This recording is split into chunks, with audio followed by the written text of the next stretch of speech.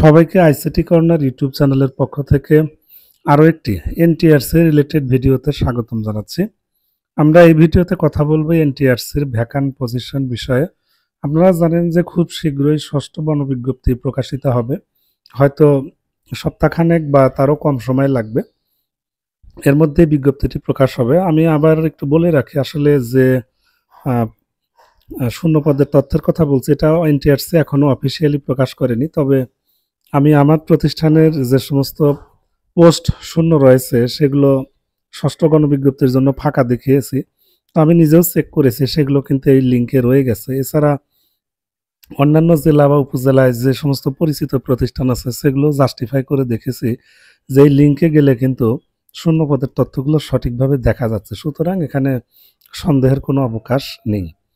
তো এখানে শূন্য পদের তথ্য দেখার প্রক্রিয়াটি খুবই সহজ। আমরা এখানে বিভাগ, জেলা, তারপরে হচ্ছে উপজেলা, মানে এগুলো জাস্ট একটু সিলেক্ট করে খুব সহজেই কিন্তু আমরা আমাদের যে কাঙ্ক্ষিত শূন্য পদ সেটা দেখতে পারি।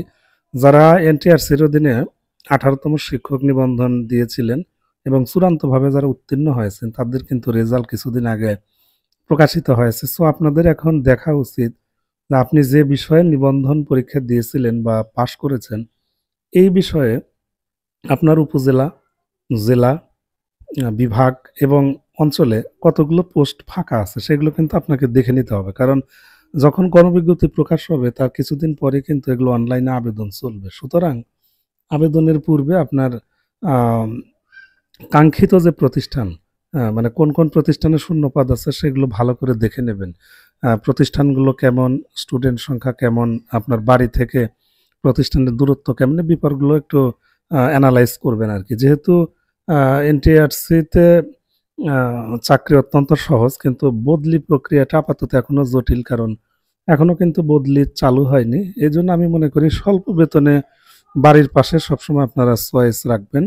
এই যে আমার প্রতিষ্ঠান আমি দেখাচ্ছি, এখানে কিন্তু 2টা পোস্ট ফাঁকা আছে, ইসলাম শিক্ষা ফাঁকা আছে এবং কলেজ পর্যায়ে অ্যাকাউন্টিংও আছে। আপনারা চাইলে আমার প্রতিষ্ঠানেও কিন্তু চয়েস দিতে পারেন এই বিষয়ে যারা নিবন্ধনধারী আছেন। তো সবাইকে একটা পরামর্শ দেব, আপনারা অবশ্যই চয়েস যখন সাজাবেন একদম আপনার বাড়ির পাশে যে প্রতিষ্ঠান সেটাকে ফার্স্ট চয়েস রাখবেন। মনে রাখবেন যে ফার্স্ট চয়েস মোস্ট প্রায়োরিটি এবং লাস্ট চয়েস লেস প্রায়োরিটি, অর্থাৎ আপনি প্রথমে যেটা চয়েস দিবেন সেটাকে সফটওয়্যার সবচেয়ে বেশি প্রায়োরিটি দেবে। সুতরাং চয়েস লিস্ট সাজানোর ক্ষেত্রে অত্যন্ত সতর্কতা অবলম্বন করবেন। আর আমার ইউটিউব চ্যানেলটি সাবস্ক্রাইব করে রাখবেন, কারণ ষষ্ঠ গণবিজ্ঞপ্তি সংক্রান্ত সকল ভিডিও আমি দিয়ে দিব। আমি প্রায় 5 বছর যাবৎ বিভিন্ন ধরনের এনটিআরসি রিলেটেড ভিডিও এবং শিক্ষামূলক আপডেট দিয়ে আসছি। সো আমার মনে হয় যারা আমার চ্যানেলে একদমই নতুন, আপনারা অবশ্যই আমার চ্যানেলটি সাবস্ক্রাইব করে পাশে থাকবেন, যাতে করে আপনাদের জব রিলেটেড বিভিন্ন ধরনের নিউজ এবং সঠিক যে পরামর্শ সেটা দিতে পারি। কারণ আমি নিজেও একজন শিক্ষক, আমিও কিন্তু এনটিআরসির অধীনে ঠিক একাদশ শিক্ষক নিবন্ধন 2014 সালে দিয়েছিলাম। সো তারপর থেকে বিভিন্ন ধরনের অ্যানালাইসিস নিয়ে ভিডিও তৈরি করছি এবং অসংখ্য চাকরি প্রার্থীকে সহযোগিতা করে আসছি আমার ইউটিউব চ্যানেলের মাধ্যমে, বিভিন্ন ভিডিও এবং তথ্য উপাত্ত শেয়ারের মাধ্যমে। সুতরাং অবশ্যই বলবো আমার চ্যানেলটি সাবস্ক্রাইব করে রাখবেন। আর যারা গণবিজ্ঞপ্তিতে আবেদন করবেন তাদের জন্য অগ্রিম শুভকামনা থাকলো।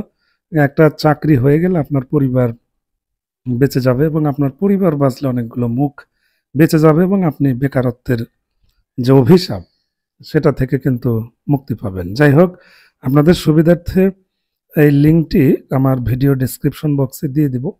ওই লিঙ্কে ক্লিক করে আপনি মোবাইল অথবা কম্পিউটার যে কোনো ডিভাইস থেকেই আপনি খুব সিম্পলি শুধুমাত্র সিলেক্ট করে করে আপনার নিবন্ধিত বিষয় এবং আপনি যেটা দেখতে চান সেভাবে শূন্যপদের তথ্য দেখতে পারবেন এবং দেখে খাতায় একটু নোট করবেন। নোট করে এগুলো আগে থেকেই প্রতিষ্ঠানগুলো সাথে যোগাযোগ করবেন। যোগাযোগ মানে হলো প্রতিষ্ঠানের দূরত্ব কেমন, প্রতিষ্ঠানটি কেমন, মানে সার্বিক বিষয়গুলো আপনারা আগে থেকেই এগুলো ফিক্সড করে রাখবেন, ঠিক আছে?